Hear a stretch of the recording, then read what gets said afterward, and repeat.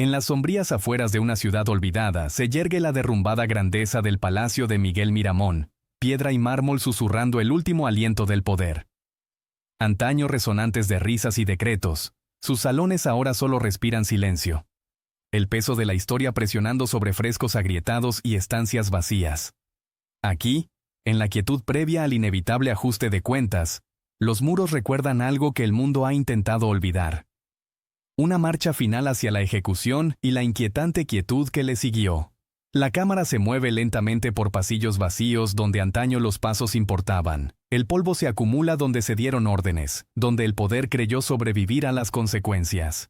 Este palacio no se anuncia, espera. Construido para Miguel Miramón, se encuentra congelado entre la ambición y la extinción.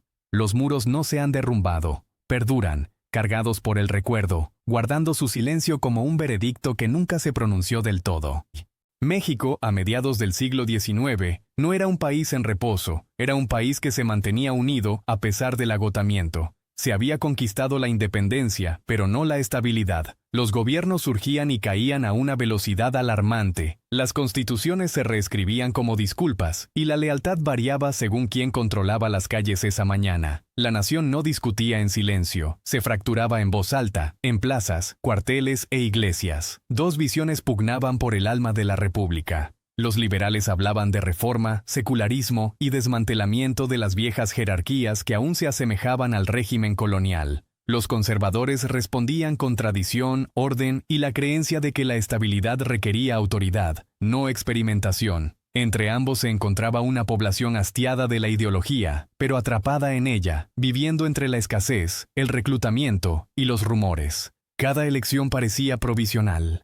Cada promesa sonaba temporal. Fue en este ambiente que Miguel Miramón emergió, no como una anomalía, sino como algo inevitable. La juventud no era un obstáculo en una nación que desintegraba líderes más rápido de lo que los enterraba. La disciplina militar se convirtió en un sustituto del consenso. Los uniformes ofrecían claridad donde la política no podía. El ascenso de Miramón fue veloz porque el propio México se encaminaba hacia la confrontación, y él aprendió a moverse a su ritmo. La guerra de reforma no se percibió como una guerra civil para quienes la habitaban. Se percibió como una emergencia permanente. Las ciudades cambiaban de manos. Las leyes se contradecían según la geografía. La fe, la propiedad y la lealtad se convirtieron en armas en lugar de creencias. En este caos, la autoridad se valoraba menos por su sabiduría que por su decisión. Quien pudiera imponer silencio, incluso brevemente, obtenía el poder. Desde las ventanas de las fortalezas emergentes, incluidos los futuros palacios, la nación parecía más pequeña, más manejable, reducida a mapas e informes de bajas. La distancia generaba confianza, y la confianza, en aquella época, se confundía con legitimidad. El abismo no fue un instante, fue una condición. México permaneció allí durante años, tambaleándose, esperando ver qué visión finalmente empujaría a la otra a la historia, y a qué precio. Apenas tenía la edad suficiente para ser recordado sin controversia. Miguel Miramón entró en la escena nacional no a través del debate, sino de la disciplina. Entrenado desde pequeño para el mando, formado en los cuarteles más que en los salones, aprendió el orden antes que el compromiso, la obediencia antes que la duda. En un país en declive, esto lo hacía parecer sólido, casi tranquilizador. El ascenso de Miramón en el ejército fue inusualmente rápido, pero la velocidad era la moneda de cambio en aquella época. Las guerras no esperaban un juicio experimentado, recompensaban la decisión y el castigo. Se comportaba con la seguridad de quien creía que la estructura podía sanar el caos, que una mano firme podía estabilizar a una nación temblorosa. Para sus partidarios era la prueba de que la juventud aún podía encarnar la autoridad. Para sus críticos era una advertencia, un hombre demasiado cómodo con la fuerza como para comprender la moderación. Lo que lo distinguía no era la crueldad, sino la rigidez. Miramón creía en sistemas inflexibles. La iglesia, el ejército, la jerarquía.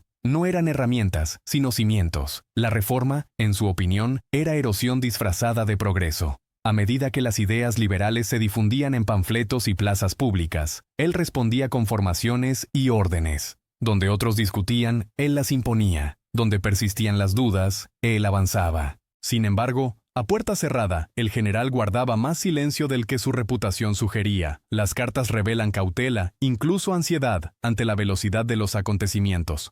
El poder llegó antes de la reflexión, la autoridad se concedió antes de ser puesta a prueba. El uniforme ofrecía claridad, pero también reducía la visión. Toda solución empezó a parecer militar. Todo desacuerdo se percibía como insubordinación. Para cuando Miramón se encontraba al borde del liderazgo nacional, ya había interiorizado una peligrosa suposición, que el silencio equivalía a estabilidad, que si se acallaban las voces, la nación se asentaría.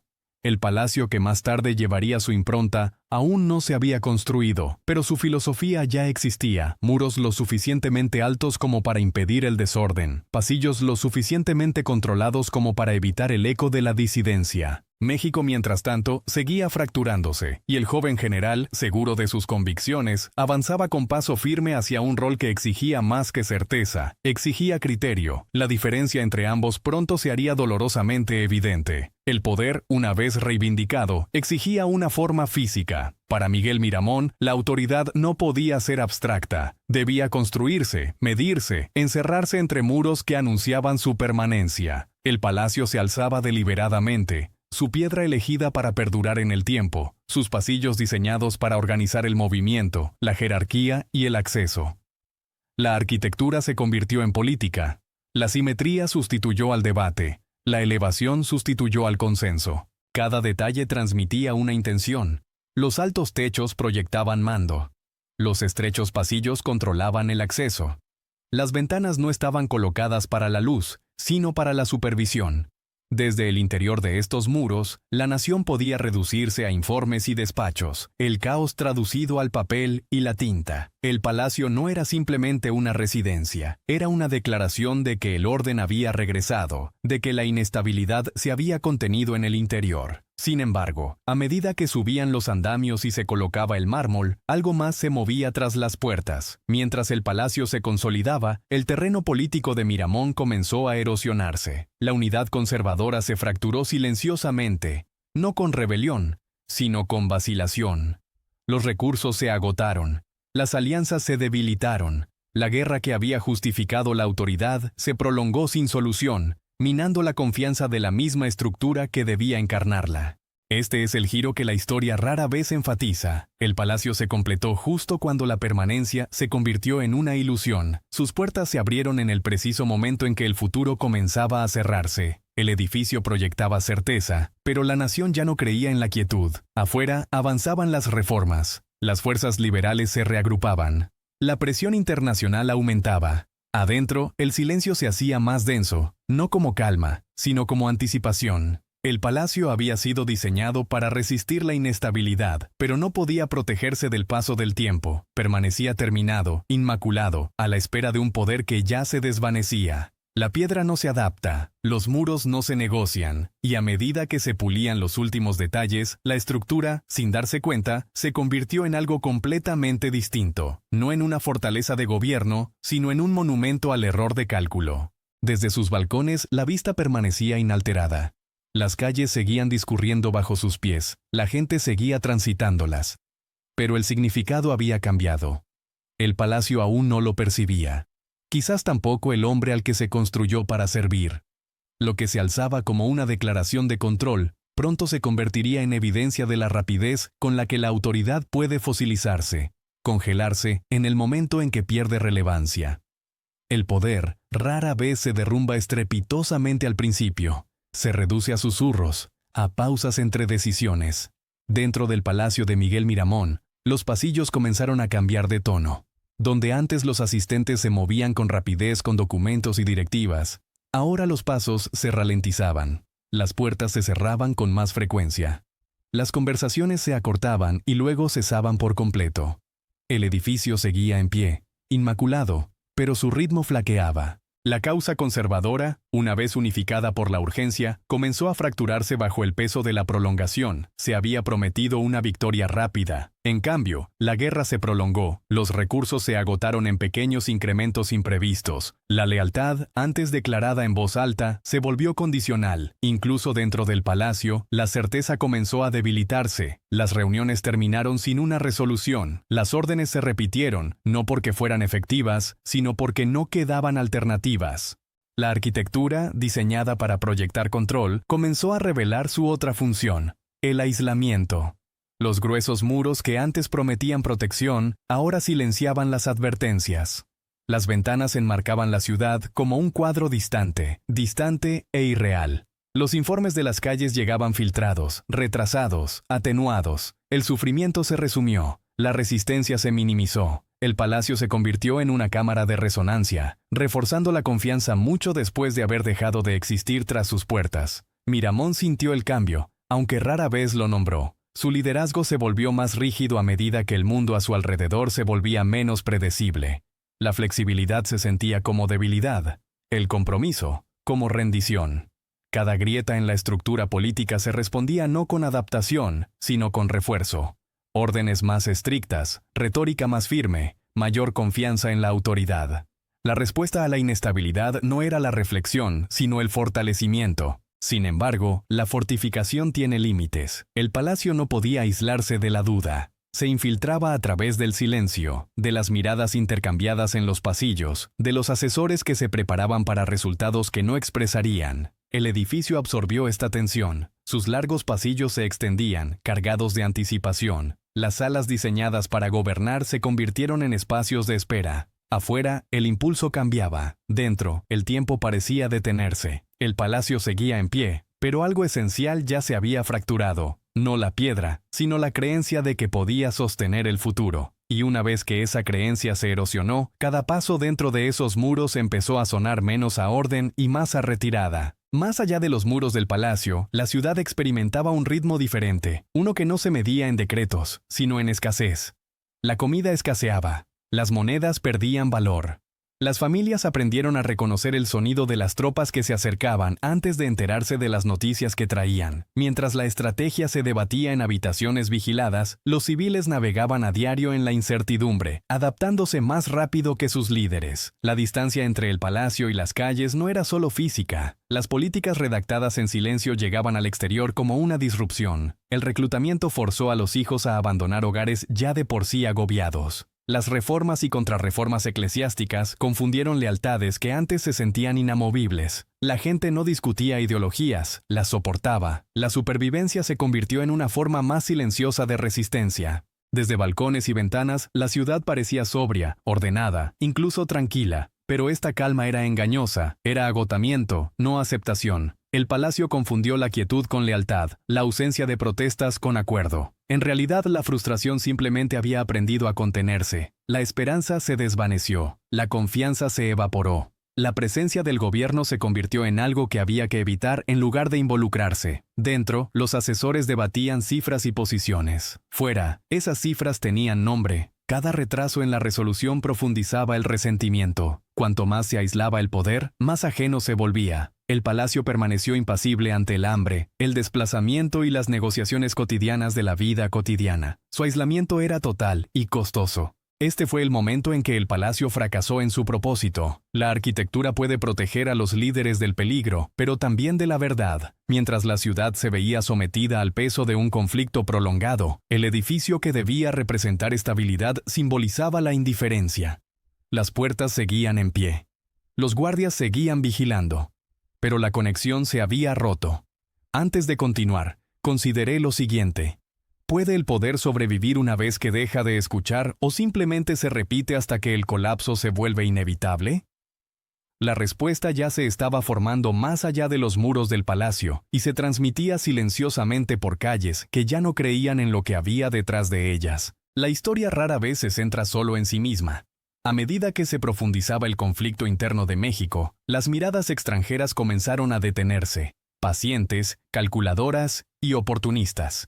Las potencias europeas vieron la guerra de reforma no como una tragedia, sino como una oportunidad. La deuda, la inestabilidad y la división formaban una invitación escrita entre líneas en la correspondencia diplomática. Lo que no se podía conquistar por la fuerza, aún podía moldearse mediante la influencia. Para Miguel Miramón, estas sombras complicaban cada decisión. El apoyo externo prometía legitimidad, recursos y tiempo, pero venía con condiciones que restringían la soberanía. La ayuda nunca fue neutral. Cada alianza conllevaba expectativas, presiones silenciosas que no se reflejaban en las proclamaciones oficiales. La independencia, que en su día fue la victoria decisiva de la nación, empezó a sentirse condicionada. Dentro del palacio, los enviados extranjeros eran recibidos con ceremonia y mesura. Los intercambios corteses enmascaraban la asimetría. Europa hablaba el lenguaje de la estabilidad y la civilización, enmarcando la intervención como asistencia más que como intrusión. Miramón, que ya defendía un orden frágil, se encontró negociando no desde la fuerza, sino desde la necesidad. La elección ya no era entre la victoria y la derrota, sino entre la supervivencia y la sumisión. Este es el segundo giro. La lucha dejó de pertenecer únicamente a México. Mientras los ejércitos seguían marchando y las banderas ondeaban, el resultado comenzó a gestarse en otras partes.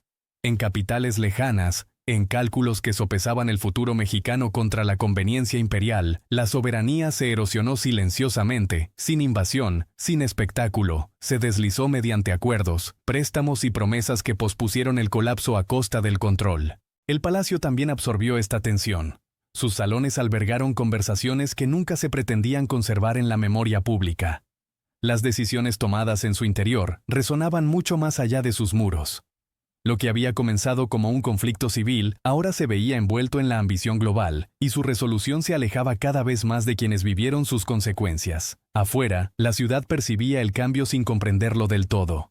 Dentro, los líderes percibían el estrechamiento del camino, y en el creciente silencio entre decisiones, una verdad se hizo inevitable. El destino de la nación ya no le pertenecía por completo, y el palacio, antaño símbolo de autoridad, se había convertido en mesa de negociaciones para poderes que no compartirían la carga del final. La derrota no siempre llega de un solo golpe. Más a menudo se acumula, silenciosa e implacablemente, hasta que la resistencia se convierte en hábito en lugar de estrategia. Para Miguel Miramón, las pérdidas comenzaron a acumularse en informes desprovistos de optimismo, escaramuzas perdidas, territorios concedidos, unidades que ya no respondían con la urgencia de antaño. Cada fracaso se explicaba como temporal. Juntos, formaban un patrón que ninguna retórica podía borrar. Dentro del palacio, los mapas se revisaban con tanta frecuencia que sus pliegues se ablandaban. Lo que antes eran líneas de control se convirtieron en zonas de incertidumbre. Los asesores hablaban ahora con cautela, midiendo cada frase por sus consecuencias. La confianza se actuaba en lugar de sentirse. Las decisiones se retrasaban, se revisaban y se volvían a retrasar, no por indecisión, sino por la ausencia de buenas opciones. El ejército, otrora el mayor activo de Miramón, comenzó a reflejar el agotamiento de la nación. Los soldados luchaban con raciones escasas, con una fe cada vez menor en la causa que exigía su resistencia. La lealtad no desapareció, se desvaneció. Se obedecían las órdenes, pero sin convicción. La disciplina se mantuvo, pero la moral no. El ejército seguía avanzando, pero no avanzaba. El palacio mismo cambió de roles, dejó de funcionar como centro de mando y se convirtió en un lugar de refugio. Las cortinas permanecían corridas más tiempo. La guardia se redoblaba. El acceso se reducía. El edificio, que había sido diseñado para proyectar autoridad, ahora absorbía la ansiedad. Sus paredes albergaban conversaciones destinadas a tranquilizar, en lugar de planificar. El silencio llenaba las habitaciones donde antes reinaba la urgencia. En el exterior, el impulso había cambiado claramente. Las fuerzas liberales avanzaron no solo militarmente, sino también simbólicamente. Sus victorias tenían un poder narrativo, la sensación de que la historia misma estaba tomando partido. El público, desconectado durante mucho tiempo del palacio, comenzó a anticipar un desenlace que ya sentían acercarse. Este fue el principio del fin, no porque la derrota fuera segura, sino porque la fe se había fracturado. El poder puede sobrevivir a las pérdidas, no puede sobrevivir a la inevitabilidad. Y entre esos muros de piedra y sombra, la inevitabilidad había comenzado a asentarse, paciente, irreversible, a la espera del reconocimiento final que el palacio ya no podía demorar. Las capitales intuyen el colapso antes de que llegue. Mucho antes de que se arríen las banderas o se reescriban las proclamas, la ciudad cambia de postura. En los últimos meses del control conservador, la capital se movió con cautela, como si el sonido mismo conllevara un riesgo. Las tiendas abrieron más tarde, las calles se vaciaron antes, las conversaciones se redujeron a miradas. Todos esperaban noticias que fingían no esperar. Dentro del palacio, la urgencia y la negación coexistían. Los mensajes llegaban más rápido de lo que se podía responder. Los mensajeros traían actualizaciones ya desactualizadas. Cada informe confirmaba lo que ya no se podía evitar, pero los líderes seguían hablando en términos condicionales. Si llegan refuerzos, si las alianzas se mantienen, si el tiempo lo permite. El tiempo, sin embargo, ya había elegido su dirección. Para Miguel Miramón, el silencio de la capital era más fuerte que cualquier protesta. Una ciudad que ya no discute, ya ha decidido. El apoyo no se desvaneció con la rebelión, se evaporó con la anticipación. La gente se preparó para la siguiente autoridad antes de que la actual terminara oficialmente. Las ventanas se cerraron no por miedo a los bombardeos, sino por la incertidumbre de quién estaría observando mañana. El palacio observaba esta transformación desde arriba, aislado pero consciente. Desde sus miradores, la ciudad parecía intacta, edificios en pie, calles transitables, orden técnicamente preservado. Pero la legitimidad no se desvanece con la destrucción, se desvanece con la confianza, y la confianza ya se había ido. Los rumores superaron a los hechos. Algunos hablaban de la inminente entrada de fuerzas liberales, otros susurraban sobre planes extranjeros aún por concretar. Ninguna versión ofrecía tranquilidad. La capital se convirtió en un momento suspendido, atrapada entre finales y comienzos, incapaz de habitar plenamente ninguno de los dos. Esta pausa, esta respiración colectiva, marcó la verdadera caída del poder. No la rendición ni la captura, sino el momento en que la autoridad perdió su audiencia, cuando las órdenes resonaron sin respuesta. Cuando el palacio, aún en pie, dejó de ser central para la historia que se desarrollaba a su alrededor. Antes de continuar, considere lo siguiente. La historia se derrumba de repente o nos advierte, pacientemente, hasta que ya no podemos alegar sorpresa. La respuesta permaneció en el silencio de la ciudad, esperando el sonido inevitable que lo rompería. El abandono nunca es dramático en el momento en que ocurre. Ocurre entre decisiones, entre pasos, entre una última mirada y la negativa a dar otra. Cuando Miguel Miramón abandonó el palacio, no hubo ceremonia alguna que lo conmemorara, solo la ausencia, que se asentaba lentamente como el polvo. Las habitaciones permanecieron exactamente como se habían usado. Los papeles yacían sin terminar sobre los escritorios, con la tinta secándose hasta perder relevancia. Las sillas estaban ligeramente ladeadas, como si alguien tuviera la intención de regresar tras una breve interrupción. Incluso los efectos personales se quedaron atrás, no por descuido, sino por urgencia. La partida no fue simbólica, era necesaria. El poder ya no tenía tiempo para rituales. El palacio absorbió este momento sin resistencia. Los guardias disminuyeron, los pasillos se vaciaron, puertas que antes se controlaban con precisión se cerraron sin orden. Lo que había sido un centro de mando viviente se transformó silenciosamente en un cascarón. El edificio no se derrumbó, simplemente fue desalojado por la relevancia. La autoridad se había trasladado a otra parte, dejando atrás la arquitectura para que se explicara a la historia. Afuera, la ciudad registró el cambio de inmediato, no porque se hiciera un anuncio, sino porque la presión disminuyó. El palacio ya no emitía directivas, su silencio fue definitivo. En ese silencio, la gente comprendió lo que las proclamaciones ya no podían negar. La era que albergaba tras esos muros había terminado. Así es como el poder realmente se desvanece.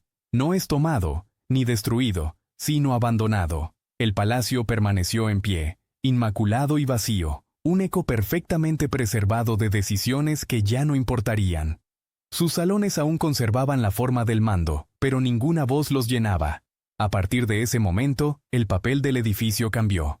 Dejó de ser un participante de la historia para convertirse en un artefacto de ella, un lugar definido no por lo que ocurría dentro de sus muros, sino por el momento en que estos se dejaban atrás. Y en algún lugar más allá de la ciudad, el hombre que una vez estuvo centrado dentro de esa estructura, se movió hacia un destino que ninguna arquitectura podía retrasar, mientras el palacio, finalmente vacío, comenzó su larga vigilia como testigo de todo lo que seguiría. Cuando Miguel Miramón fue capturado, la historia no ofreció ningún espectáculo. No hubo banderas arriadas en desafío, ni órdenes finales gritadas al viento. El arresto se produjo de forma sencilla, casi administrativa, la conclusión de una secuencia ya comprendida por todos los involucrados. El poder no le había sido arrebatado, había expirado, dejando solo las formalidades de la destitución. No lo tomaron como gobernante, sino como un remanente. El uniforme que una vez exigía obediencia, ahora solo servía como identificación. Los guardias lo trataron con mesura, no con reverencia, la distancia prudente reservada para alguien cuya historia ya había sido cerrada por otros.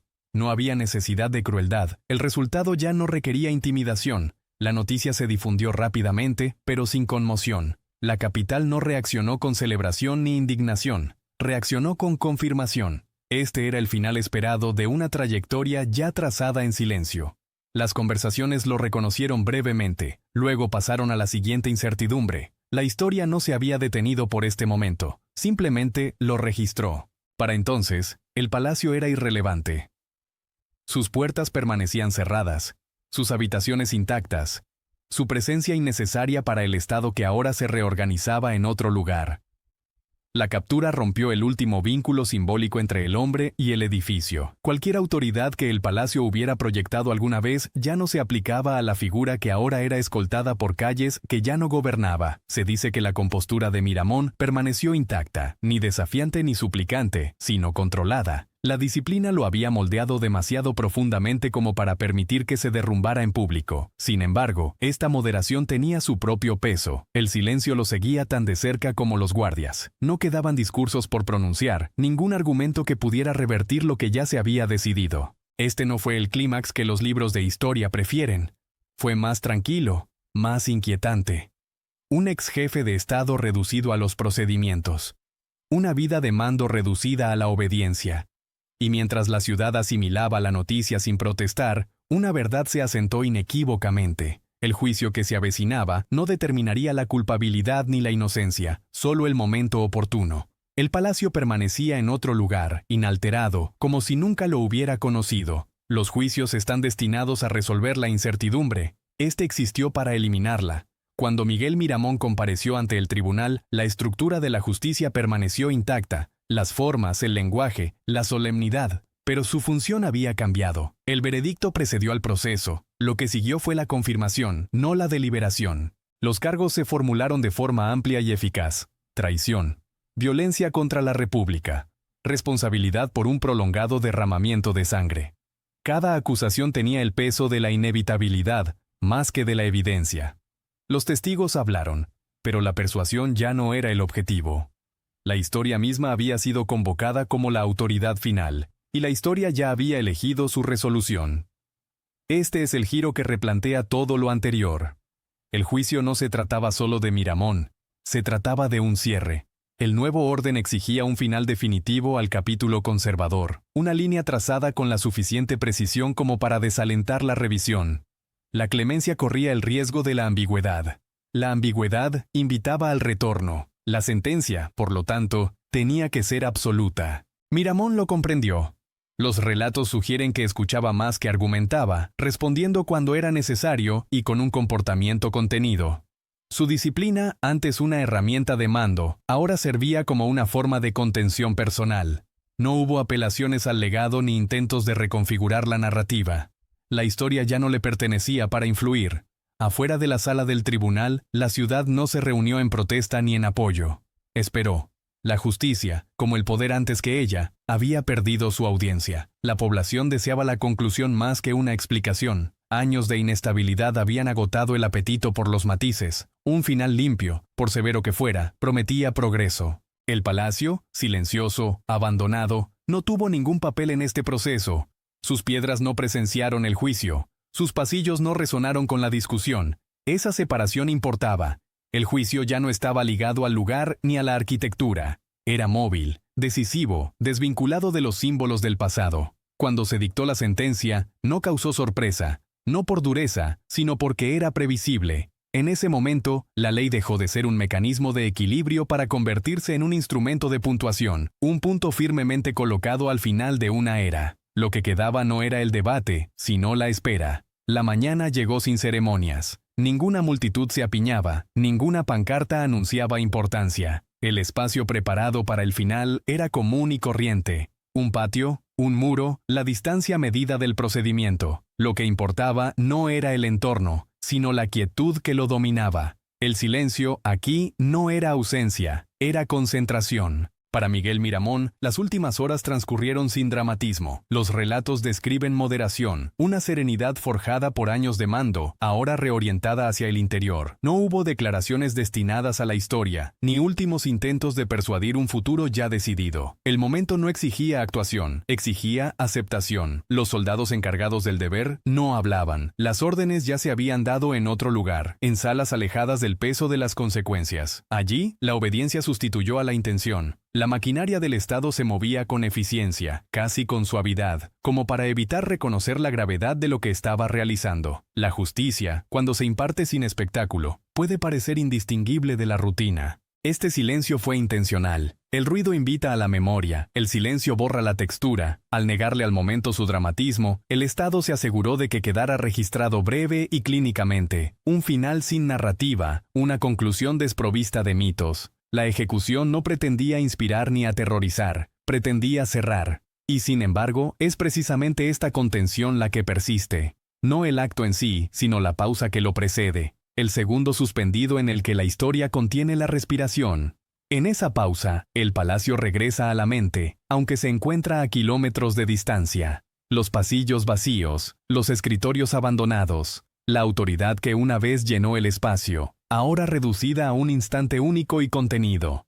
Antes de continuar, considere lo siguiente. ¿Es el silencio una forma de misericordia o la manera más eficiente de borrar una historia antes de que pueda volver a contarse? La respuesta no llega con el sonido.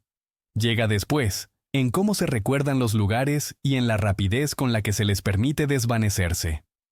Tras la ejecución, el palacio no se lamentó. Los edificios no se lamentan, esperan. Con la muerte de Miguel Miramón, la estructura entró en una etapa más tranquila y ambigua. Ya no era lo suficientemente peligrosa como para destruirla, ni lo suficientemente honorable como para preservarla. En cambio, se convirtió en algo útil, la forma más eficaz de olvidar. Al principio la transición fue sutil. Los nuevos funcionarios recorrían sus pasillos sin ceremonias. Se reasignaron las habitaciones, sin mencionar sus propósitos anteriores.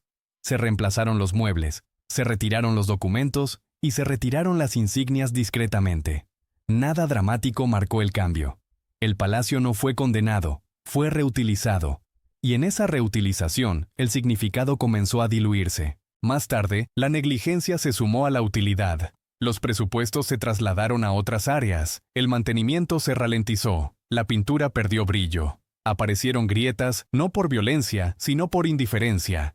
El edificio envejeció de forma desigual. Algunas habitaciones se conservaron por accidente, otras se despojaron de su función. La historia permaneció incrustada en las paredes, pero ya no se reconocía. El silencio regresó, esta vez institucional. Lo sorprendente no es que el palacio sobreviviera, sino que sobreviviera sin explicación. Ninguna placa aclaraba su función, ninguna narrativa oficial enmarcaba su pasado. Los visitantes pasaban por allí sin guía, sin saber que las decisiones tomadas en estas salas habían dado forma a ejecuciones, guerras y finales.